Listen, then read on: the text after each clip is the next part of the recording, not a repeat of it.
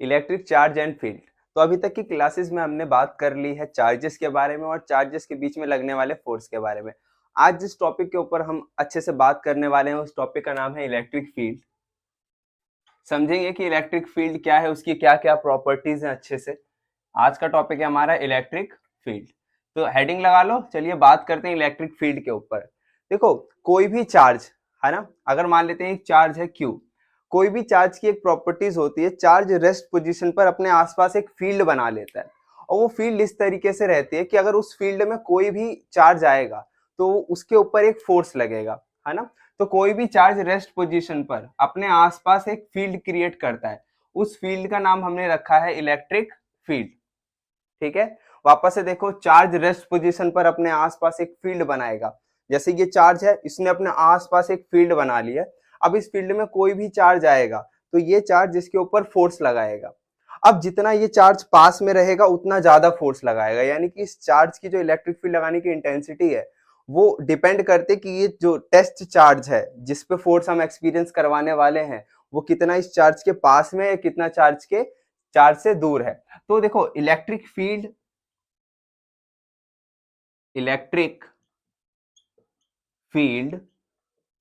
Intensity electric field intensity major करता है कि इलेक्ट्रिक फील्ड का मैग्नीट्यूड कितना ज्यादा है या इलेक्ट्रिक फील्ड कितनी इंटेंस है, यानी कि फोर्स कितना ज्यादा लगा सकती है। तो इसको हमने डिफाइन किया है इलेक्ट्रिक फील्ड इंटेंसिटी को इस तरीके से कि force per unit test charge. मानते हैं ये एक सोर्स चार्ज है और इसकी इलेक्ट्रिक फील्ड में एक टेस्ट चार्ज आया क्यू नॉट। मानते हैं यहां से यहां तक की डिस्टेंस है जो आर है। तो ये चार्ज, इस चार्ज के ऊपर जो फोर्स ऑफ रिपल्शन लगाएगा वो फोर्स कितना होगा, देखो ध्यान से। लास्ट क्लास में हमने कूलम्ब फोर्स के ऊपर बात की थी, देखो कितना होगा, के Q multiply by Q not और इन दोनों के बीच का डिस्टेंस है आर स्क्वायर, डिवाइड बाय नीचे कितना है टेस्ट चार्ज। टेस्ट चार्ज का सिंपल मीनिंग ये है कि जिसके ऊपर हम फोर्स ऑफ अट्रैक्शन या रिपल्शन देखने वाले हैं उसका नाम हमने क्या रखा हुआ है, टेस्ट चार्ज। तो देखो यहां से क्यू नॉट से क्यू नॉट कैंसिल हो गया, तो इलेक्ट्रिक फील्ड इंटेंसिटी क्या आई, के क्यू बाय आर स्क्वायर। यहां से क्या रिजल्ट हमें देखने को मिलता है, जो इलेक्ट्रिक फील्ड इंटेंसिटी है वो एक तो मीडियम पर डिपेंड कर रही है ऑब्वियसली, और दूसरा सोर्स चार्ज पर डिपेंड कर रही है, सोर्स चार्ज, यानी कि ये टेस्ट चार्ज पर डिपेंड नहीं करती। दूसरा, दोनों के बीच में सेपरेशन पे डिपेंड कर रही है। जितना सेपरेशन कम होगा उतनी ही इलेक्ट्रिक फील्ड ज्यादा लगेगी, यानी कि उतना ही फोर्स ऑफ रिपल्शन इस चार्ज के ऊपर क्या लगेगा, ज्यादा। और जितना ही डिस्टेंस, जैसे जैसे मैं सोर्स चार्ज से दूर जाता रहूंगा तो जो फोर्स एक्सपीरियंस मैं करूंगा इलेक्ट्रिक फील्ड की वजह से वो क्या होता जाएगा, कम। ठीक है, और इलेक्ट्रिक फील्ड के बारे में और कुछ बात करते हैं। जैसे कि जो हमारी इलेक्ट्रिक फील्ड है ना, इसकी दूसरी फॉर्म तो हम इस तरीके से लिख सकते हैं, 1/4 pi epsilon not. Last class में हमने के की वैल्यू बात करी थी, कितनी होती है, 1/4 पाई एप्सिलॉन नॉट। और एप्सिलॉन नॉट क्या था, permittivity of free space, Q divide by r square. तो ये बना हमारा इलेक्ट्रिक फील्ड का फॉर्मूला। क्या इतनी सी बात समझ में आती है।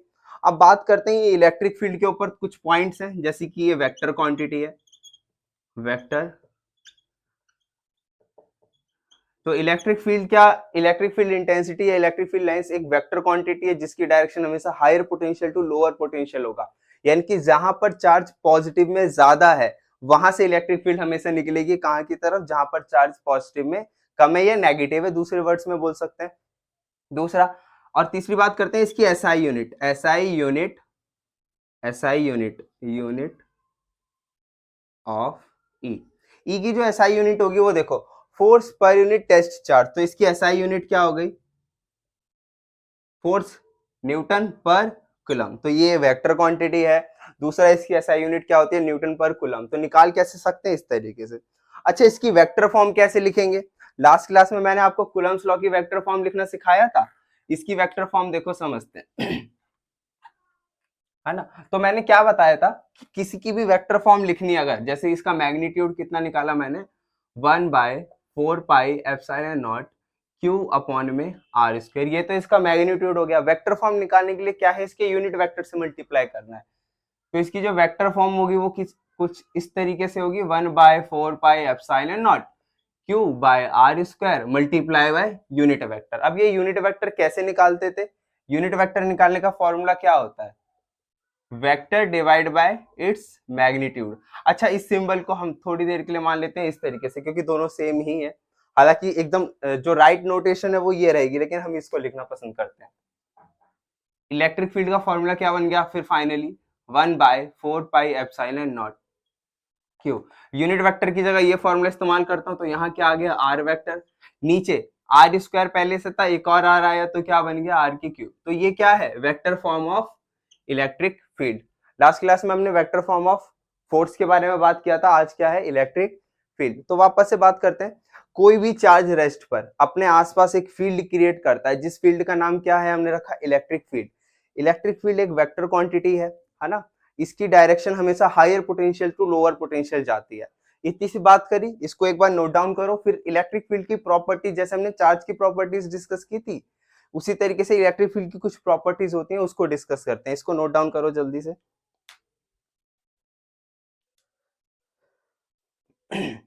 मिटा दूं, ठीक है, चलिए, समझ में आया।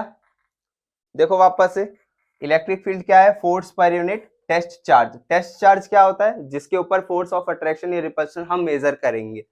इसका जो मैग्नीट्यूड है, ज्यादातर हम एकदम स्मॉल मांगते हैं, ठीक है, मानते हैं, सॉरी, ठीक है। तो फोर्स का फॉर्मूला क्या हो गया, k q q naught by r square, जैसा हमने लास्ट क्लास में ड्राइव किया था, डिवाइड बाय क्यू नॉट। तो आप क्लियरली देख सकते हैं कि जो टेस्ट चार्ज है उसका मैग्नीट्यूड कैंसिल हो चुका है। इलेक्ट्रिक फील्ड कभी टेस्ट चार्ज पे डिपेंड नहीं करती, ये क्वेश्चन आपसे पूछा जा सकता है। तो याद रखना, इलेक्ट्रिक फील्ड हमेशा सोर्स चार्ज पे डिपेंड करती है, टेस्ट चार्ज पे डिपेंड नहीं करती। वेक्टर क्वांटिटी है, डायरेक्शन क्या होती है, हमेशा higher potential to lower potential. तो चलिए स्टार्ट करते हैं, इसकी प्रॉपर्टीज देखते हैं कुछ इलेक्ट्रिक फील्ड लाइंस की। जो इलेक्ट्रिक फील्ड निकलती है वो एक लाइंस की फॉर्म में निकलती है। किस तरीके से वो पहले समझाता हूं मैं आपको, फिर हम इसकी प्रॉपर्टीज को डिस्कस साथ साथ में ही कर लेंगे, ठीक है। तो properties of electric field lines किस तरीके से है, पहली प्रॉपर्टी समझते हैं।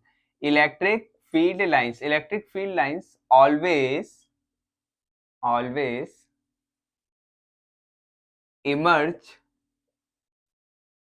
Out from positive charge. तो इलेक्ट्रिक फील्ड हमेशा इमर्ज करती है, बाहर निकलती है पॉजिटिव चार्ज से, एंड इन नेगेटिव चार्ज, और एंटर हमेशा कहां करेगी, नेगेटिव चार्ज में। तो देखो किस तरीके से, अगर एक पॉजिटिव चार्ज बॉडी है तो उससे इलेक्ट्रिक फील्ड हमेशा इस तरीके से इमर्ज करती हुई परपेंडिकुलरली बाहर निकल रही होगी, इस तरीके से।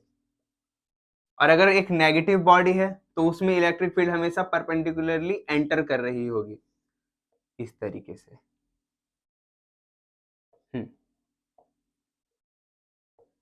ठीक है, तो बात क्या समझ में आई कि पॉजिटिव चार्ज से हमेशा इलेक्ट्रिक फील्ड निकलती है और नेगेटिव चार्ज में हमेशा इलेक्ट्रिक फील्ड एंड होती है। तो दूसरी जो प्रॉपर्टी है, electric field lines always flow from higher potential to lower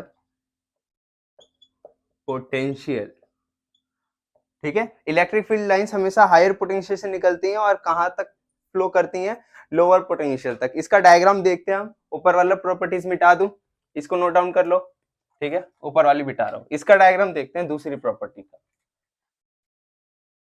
तो जैसे कि आप लोगों ने मैग्नेट में देखा होगा, तो जो मैग्नेटिक फील्ड लाइंस हमेशा नॉर्थ पोल से निकलती थी और साउथ पोल में एंटर करती थी, इस तरीके से कि मान लेते हैं एक पॉजिटिव चार्ज है और कहीं एक नेगेटिव चार्ज है। तो हायर पोटेंशियल ये हो गया, लोअर पोटेंशियल ये हो गया।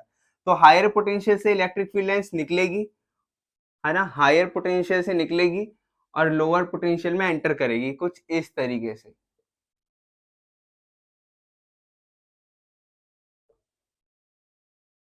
ठीक है, इस तरीके से हायर पोटेंशियल से निकलेगी और लोअर पोटेंशियल में क्या करेगी, एंटर। ये निकल रही है और यहाँ पर क्या कर रही है, इलेक्ट्रिक फील्ड एंटर कर रखी है, ठीक है। इसी का एक और डायग्राम दिखाता हूं मैं आप लोग को, ठीक है। इसी पॉइंट के अंदर आपको ये डायग्राम बनाना है फर्स्ट, ठीक है। अच्छा ये बताओ कि अगर एक पॉजिटिव चार्ज और एक पॉजिटिव चार्ज है तो इलेक्ट्रिक फील्ड लाइंस को किस तरीके से आप बनाओगे, एक बार ट्राई करो इसको, ठीक है। वीडियो पॉज करके एक बार इसको खुद से ट्राई करो, ठीक है। कर लिया, देखो अब किस तरीके से होगा। दो पॉजिटिव चार्ज एक दूसरे को क्या करते हैं, रिपेल, तो यहां पर भी वही होगा, यहां से इलेक्ट्रिक फील्ड लाइंस निकली, यहां से इलेक्ट्रिक फील्ड लाइंस निकली, है ना। अब देखो यहाँ क्या इलेक्ट्रिक फील्ड लाइंस इधर जाना चाहती थी, लेकिन रिपल्सन की वजह से ये इलेक्ट्रिक फील्ड लाइंस इस तरीके से चली जाएगी, देखो इस तरीके से निकलना जाना ऐसे चाहिए था, लेकिन ये किस तरीके से ऐसे डेविएट हो जाएगी अपने पास से, यहाँ से ये भी ऐसे डेविएट हो जाएगी, तो ये इस तरीके से दूर भागना स्टार्ट कर जाएंगी। क्या डायग्राम समझ में आ रहा है आप लोगों को, इस तरीके से। और याद रखना इमर्ज ही करेगी, क्योंकि हायर पोटेंशियल है ना, पॉजिटिव चार्ज से हमेशा इलेक्ट्रिक फील्ड लाइंस कैसे करती हैं, बाहर निकलती हैं। ये डायग्राम आप नेगेटिव चार्ज के लिए भी खुद से ट्राई कर सकते हैं, एक बार ट्राई करना। तो ये दोनों डायग्राम आपको सेकंड प्रॉपर्टीज में करना है। अब तीसरी प्रॉपर्टी को डिस्कस करते हैं, मिटाऊं, ठीक है, डिस्कस करते हैं तीसरी प्रॉपर्टीज को।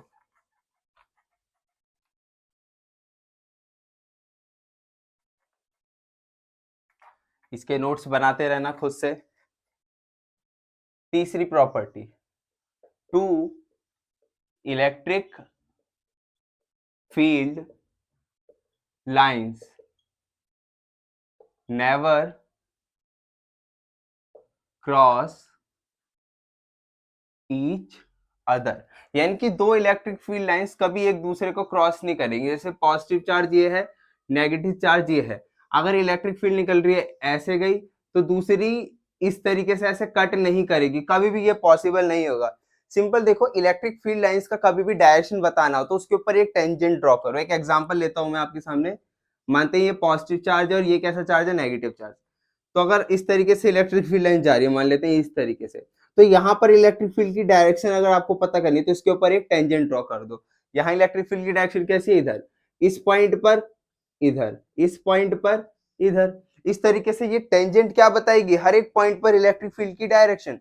तो मान लो सिनेरियो कुछ इस तरीके से है, अगर मानते हैं कि एक तरीके से मैं मान लेता हूं कि अगर क्रॉस कर रही है तो देखो क्या गलत होगा, ये इस तरीके से, यहां से इस तरीके से एक इलेक्ट्रिक फील्ड लाइंस निकली, दूसरी फील्ड लाइंस निकलती है मान लेते हैं यहां से, और इस तरीके से उन दोनों ने एक दूसरे को क्या कर दिया, क्रॉस।